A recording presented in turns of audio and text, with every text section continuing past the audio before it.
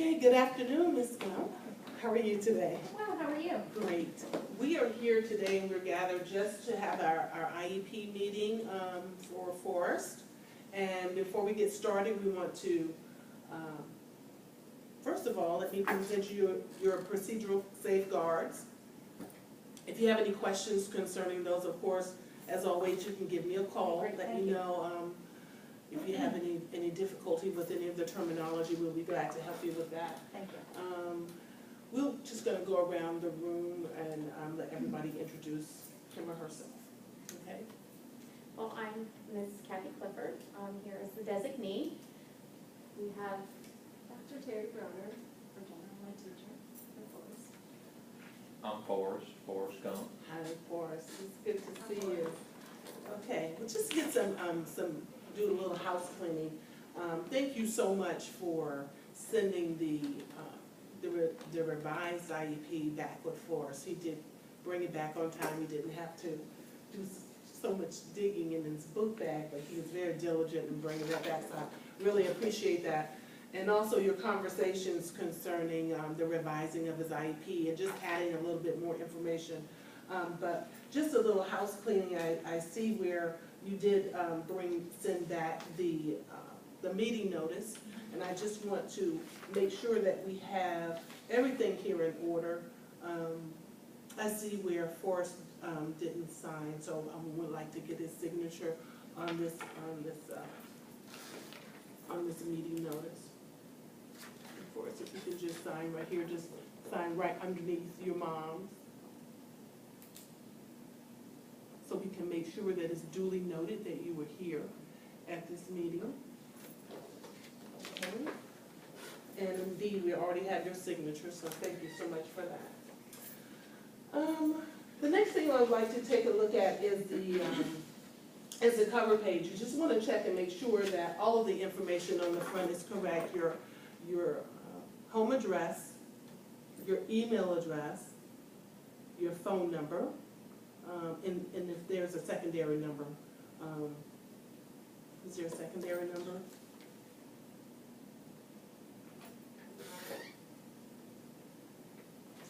Okay, thank you so much. So we're going to just put everything in order here. Let's go right down the line. Well, we want to, like I said before, thank you so much for revising several times over the phone. Your conversation was very helpful. We wanted to take a brief time here to talk about some of the transitional things concerning Forrest. We do understand that he's interested in the armed forces. Could you elaborate on that? Well, sure, this is something Forrest has always wanted to do, and since he's here with us today, I think he's probably a good one to ask about his future. Mom always said, love thy country. I love my country very much. So I would like to serve my country in the armed forces. Nice, Forrest. Great. Do you know what branch is that? I suppose any branch that will take me. Any branch that will take you. Mm-hmm. Okay, I'm sure they'll be happy to take you when it's time. Okay, fantastic. Just want to go over a few things, some of the basic things on this IEP, and we want to start initially with his strengths. And we indicate here that he is a student here at Stremp Middle School, and he's eligible for special educations under the category of specific learning disability. We've had that eligibility meeting and everything seems to be set in order. We did note that in his academics, he will be in the collaborative general education classes with the collaborative special education teacher for all of his core courses. Let us take a look at, we know that he's also on track for a standard diploma. Okay. Is there anything else you would like to share of any of his interests, any of his things that he does at home, what he enjoys? Because we want to make sure that we have his voice on this IEP. Sure, I think that Forrest, as you all know, he's a really good kid. He does the right thing. As far as working on improving things. I think hygiene is something that we always work on at home, so if you see any of that declining at school, maybe if you could, I know that's probably not included in the IEP, but something that we just want to all be aware of to help so that he can be productive in his goals. Okay. All right, so I did state here where you said that your concerns is to make sure that he, his hygiene, his grooming is intact. And I did also duly note that you will maintain close relationship with his grades and his homework to make sure that he is checking those at home. So I think that's really important. So we're just gonna move to some of the really hard hit in the areas such as his goals. We do have his math goals. We know that he was, on his eligibility, we saw that he was lacking in some math computations. So we do have math goals, reading comprehension goals we will address specifically. Now, when it comes to his accommodations, these are the things for us that is going to help you in the classroom. And we have several.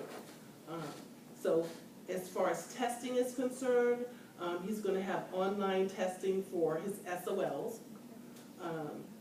He's going to have small group testing whenever he's in the classroom, taking tester quizzes.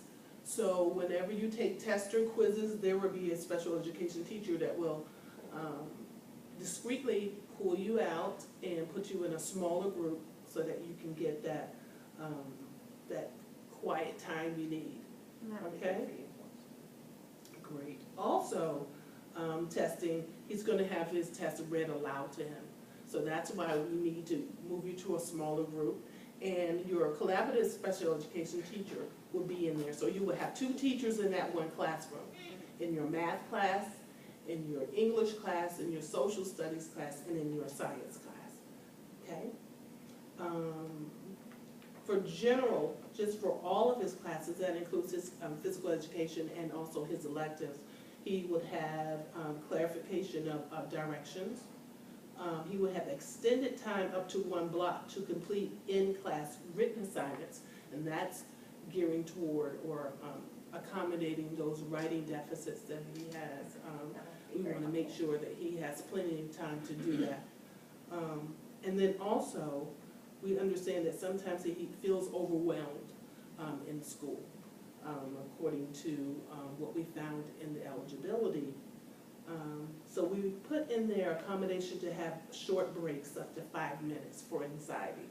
So whenever you're feeling overwhelmed, you just signal to your teacher, and you will have about 5 minutes to kind of go outside, maybe not go outside of the classroom and go get a drink of water, or maybe just take a little walk to the restroom, just to be able to kind of cool down a little bit. Do you think that would help you out a lot? I like that a lot. Great, great. So those will be his accommodations for his classroom. Okay, any questions about that? Forrest, do you have any questions? No, ma'am. So Dr. Brodeur, do you think that these accommodations will suit him? Do you think we should add anything? No, I think those are adequate, and I will say that we do a lot of small group instruction as well. So the small group in the classroom, so the small group setting, I think for test taking, it will flow right into that test taking strategy. Fantastic. Now, when it comes to his testing, his statewide assessments, that would be in the areas of reading, math, science, social studies, and writing. We're going to make sure that he has these accommodations for those tests also. Okay? He will take all of the district-wide assessments. Okay? Any questions about those? So again, I just want to state your services.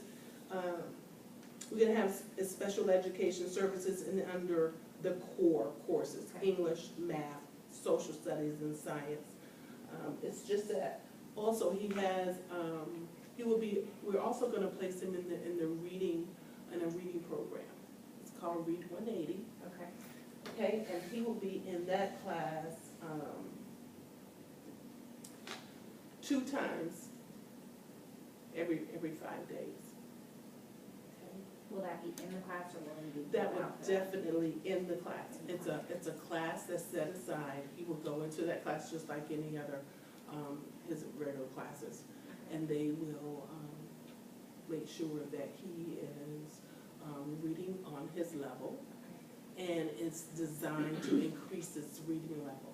But it's gonna be at a pace, it's gonna start out at a pace that's suited for you personally, and then it's going to increase. So it may be a little challenging at times, but it's gonna be at a pace that you can keep up with, okay? Ma'am, And we will measure your progress, okay? Just like the other classes where they have the progress report, you will get a progress report Okay. along with that. Okay? So, from a year from now, we're gonna come back and revisit this, because you know this IEP is just for 1 year, so we can make changes anytime we see fit and we get ready, okay? Okay, do you have any questions about the IEP at all? Because I know we've talked extensively about, Right, we've reviewed it and I've asked you questions over the phone, so I think we have a good understanding of the direction we're going in. I think this will be very helpful. okay, Forrest, what about you? no, You think you're fine? I feel pretty good. Oh, nice, okay, all right. So do we all agree with everything that's been set forth with this Yes, IEP? thank you all for your time. This has been Okay, very so- helpful. Nice, very nice. One of the things that we allow everyone to know, Forrest, you included, that at the age of 18, the transfer of rights of his IEP will be in his hands. So we start now at the age of 14 to allow you to know, to give you some time to kind of absorb the fact that once you turn 18, it would be no longer your mom signing your IEP, but it would be your responsibility. And so when that time comes at the age of 18, then you will be inviting your mother to the meeting, okay? Mama, you can come to me. Oh, nice, and we will make some adjustments for that. So you will sign a release form to allow her to come to your IEP meeting. But as for now, Mom is going to sign the IEP along with you, okay? So here it says, indicate the date that the student and parent are informed. So we are informing you today. So if you can just date and sign right here. Today's the 15th, is that Today correct? is the 15th.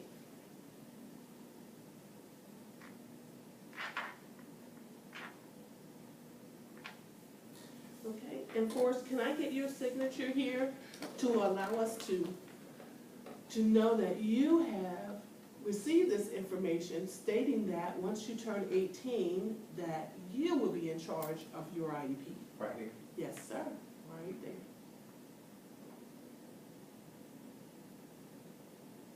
Get that handwriting.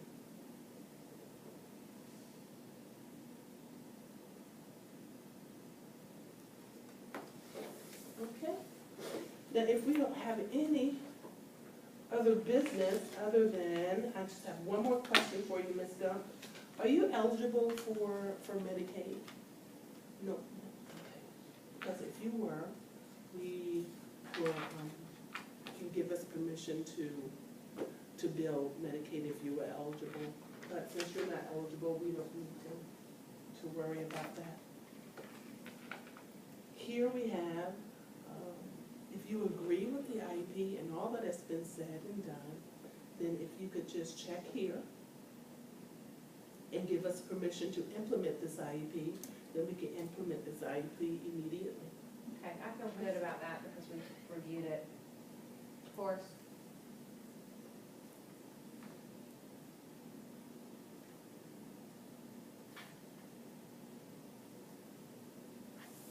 Fantastic.